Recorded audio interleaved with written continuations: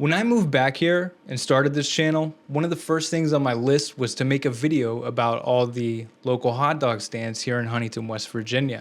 And I knew I was going to be asking for trouble.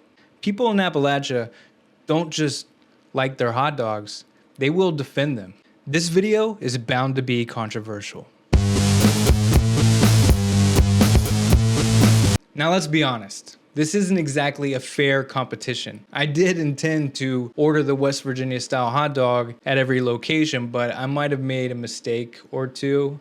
I also don't want to discourage anyone from eating at any of these locations. I may have went there on a bad day, who knows. Some of these hot dogs were good, and some of them were amazing in a bad way. People really take their hot dogs to heart around here.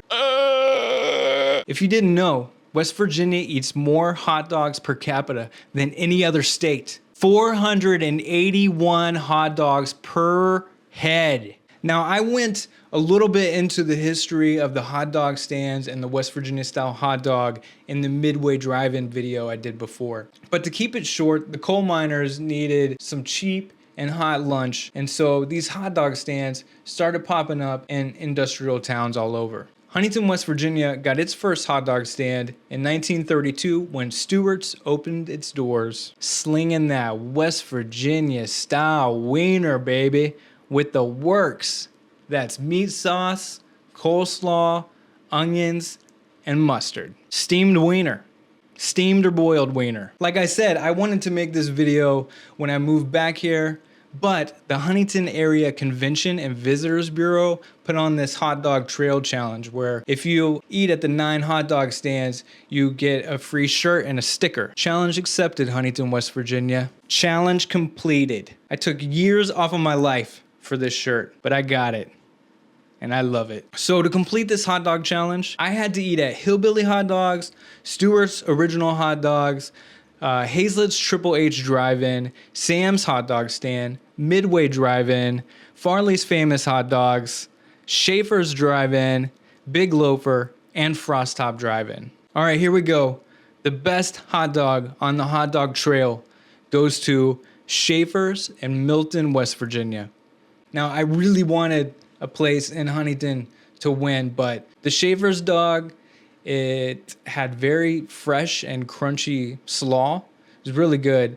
A great meat sauce. The bun was nice and soft. Perfect amount of onions. And also, the wiener was a nice brown color. You know, some of these places, they boil the piss out of these dogs, and then when you get them, they're just all pale and sick looking. But the one at Shaffer's looked nice. It was a great hot dog. Coming in at number 2, Hillbilly Hot Dogs. Hillbilly Hot Dogs is a roadside jamboree decked out with hillbilly decor, stacks of antiques, and thousands of signatures on every surface of the patrons.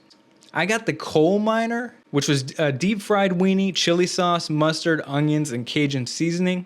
I did not even miss the slaw. I didn't mean to order a dog without slaw, that just slipped my radar, but I didn't miss it at all. It was a fantastic hot dog. It was friggin' delicious. I will say the line was like an hour long when I got there. It was, I think, mostly tourists. I will definitely go back, but for me, I'll probably avoid the peak tourist season.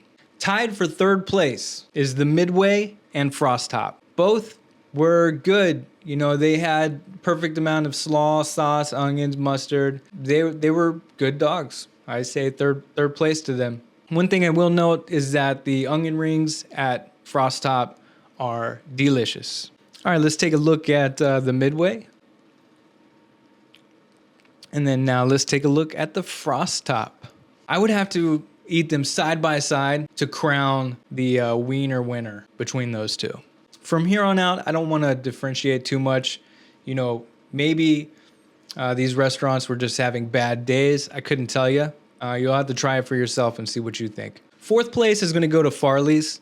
It was a decent dog, but the wiener looked really sad and pale and just like, you know, it got beat up at school. And I just would put it one step below what I felt like my experience was with the Midway and the Frost Top West Virginia style hot dogs. I'm giving 5th place another tie with Stewart's, Sam's, and Triple H. The 3 of them I felt like the hot dogs were overcooked, oversteamed. It's those pale, floppy wieners. It's not my thing. When we went to Triple H, my bun was stale, and that also kind of kills it for me. I will say their slaw was really good, and my wife said that their fish sandwich was delicious. Maybe I was just having a bad day, but the bun was definitely stale, and that wiener was definitely pale. Same with Stewart's, pale wieners. And then Sam's, my wife and I got food there one day, brought it home, and we just thought to ourselves, ain't it. So tied for 5th place is Triple H, Stewart's, and Sam's hot dog stand. And finally, last place goes to the Big Loafer at the Huntington Mall. Again, there I had a stale bun, but also the hot dog wiener had a slight green tint on the outside of the skin. Now, I've heard there are explanations for this aside from it being rotten, but I don't like it. Whatever it is, it's almost like the wiener got so pale that it started to become green, but that can't be it either, right? Like, I don't know. I just don't want a green hot dog. Also, I didn't care for their slaw either. Okay, that's my list. If you see me out, feel free to smack me with a pale wiener. Everyone's got their own opinions. Maybe you like your hot dogs to be green. Maybe you prefer your bun to be stale. Maybe you like pale wiener. That's your thing. Thanks so much for tuning in.